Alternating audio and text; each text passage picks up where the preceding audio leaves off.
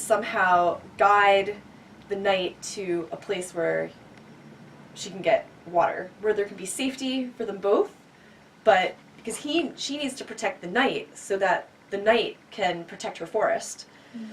And so she needs to encourage him to follow her. And so she does, and she brings him to... How does she do that? Well... She called him? She does.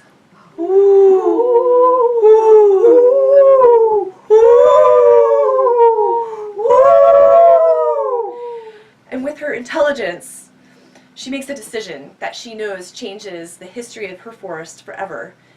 She takes the basket which had fallen out of the bridle when the horse ran away, and she knows it's a basket of reeds that's been tightly woven, and it will hold water.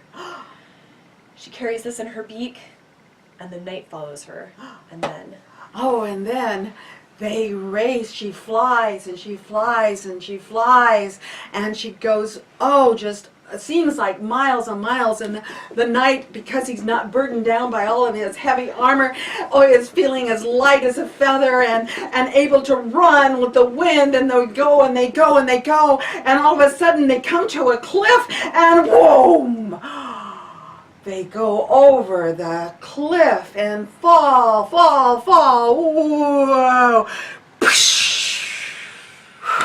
And they land in the river and the water, and Owl fills up her reed basket with water, and the knight is terrified and grateful and completely changed, and the fire is roaring around, but it doesn't come over the cliff, and it stays in this area, and it's surrounded by mountains, and soon it burns off, and the creatures have gone to separate places. The squirrels have found new homes and new trees, and the knight is utterly shaken, and he's sitting on the bank of the river. He does not know where his horse is.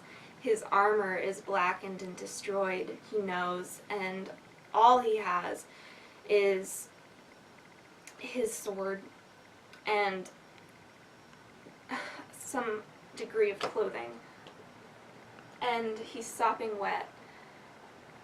He looks around and he looks at the owl, which is cocking its head at him, and she places the basket down and flies off to find a new tree and go hunting, and she's already gotten her water. She knows what to do next.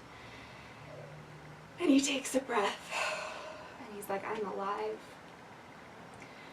I'm alive. I am alive. And I don't care if I'm a knight, and I don't care about anything other than the fact that I am alive. And he realizes that the joys in life were in gathering the wood and building the fire and feeling the night air and looking at the moon.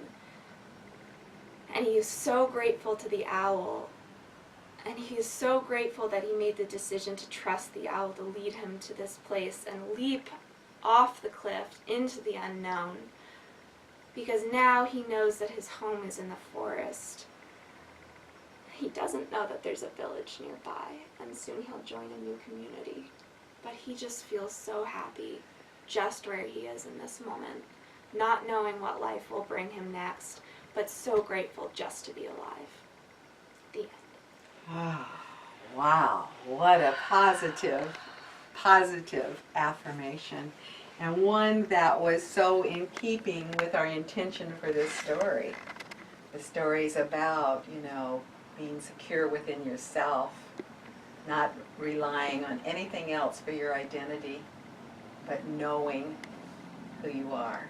All right. It's awesome. And I am alive. Wow.